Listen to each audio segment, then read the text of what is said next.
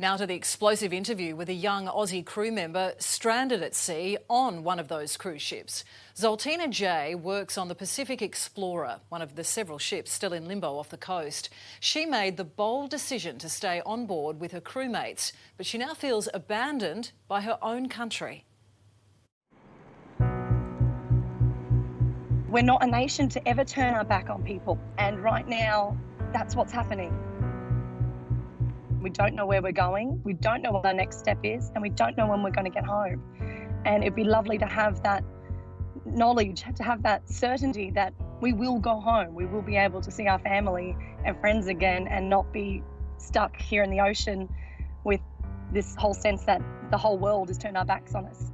Hey, how's it going? Zoltina J is the entertainment director on board the Pacific Explorer. I've dedicated my life to the sea and beautiful times for people on board to forget their troubles from home. Sydney-born, her heart broke when the Pacific Explorer was ordered out of Sydney Harbour. How did that make you feel? I'm originally from Manly, so I'm a Sydney girl. I saw a sail past my hometown yesterday afternoon. Like 8,500 other cruise ship crew members aboard 8 vessels off the New South Wales coast, Zoltina J's future is unknown. They're stateless. No country wants them. We're all in this together, and at the moment we don't feel like we're part of anywhere. We've been ordered out and we're floating around with the 8,000 other seafarers that have nowhere to go. Does it make you angry at the Australian government that they've forced this situation on you and the rest of the crew and the rest of the vessels that are out there? I don't place blame on anybody that's in power. They're all trying to do their best in a situation that we've never experienced before. However, it is very upsetting leaving our home, that is Sydney, being ordered out of Australian waters and not given a destination. Sydney is the Pacific Explorer's home port, but on a rainy Thursday afternoon, she was ordered to set sail.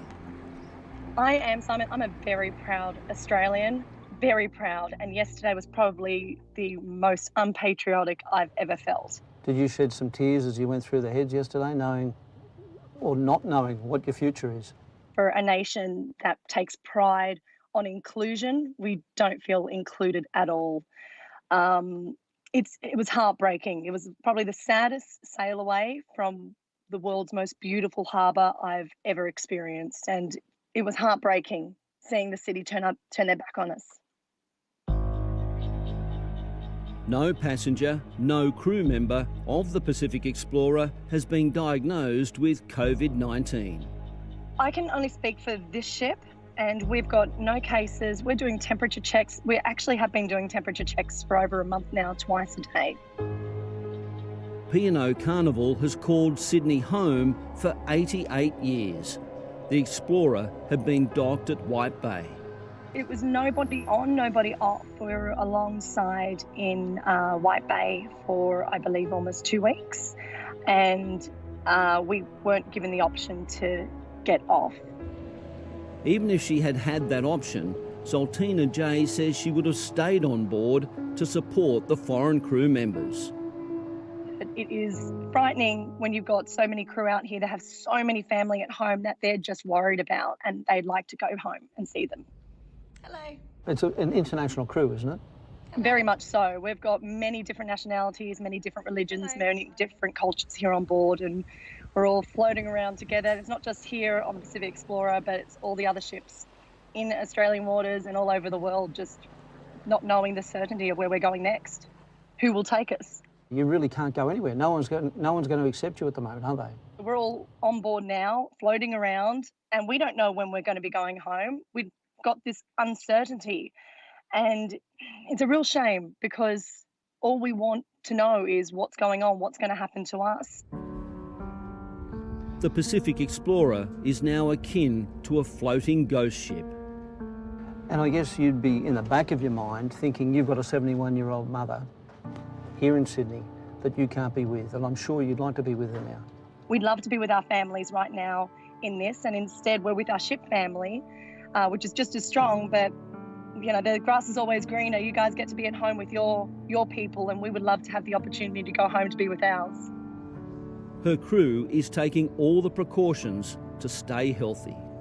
We practice social distancing. We're limiting our time together. We've all been given our own cabins to have our own space. So we're following all the rules here on board. I can tell you we're all fit and healthy.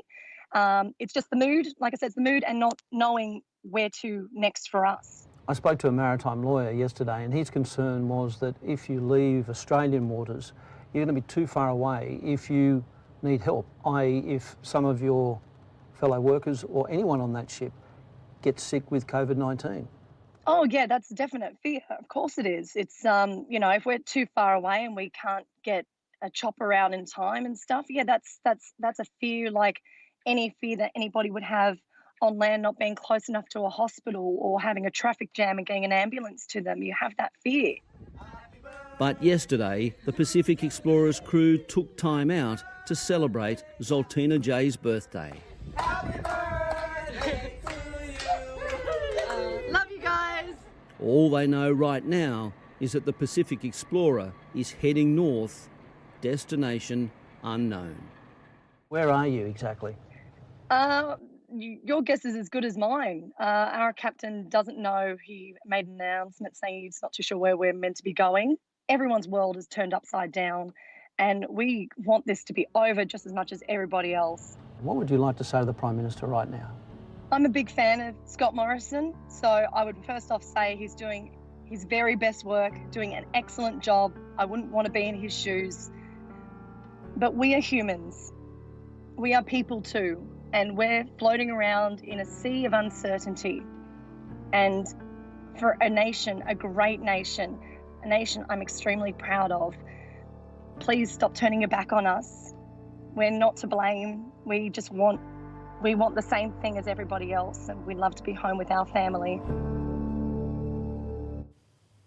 Simon Boda with that report.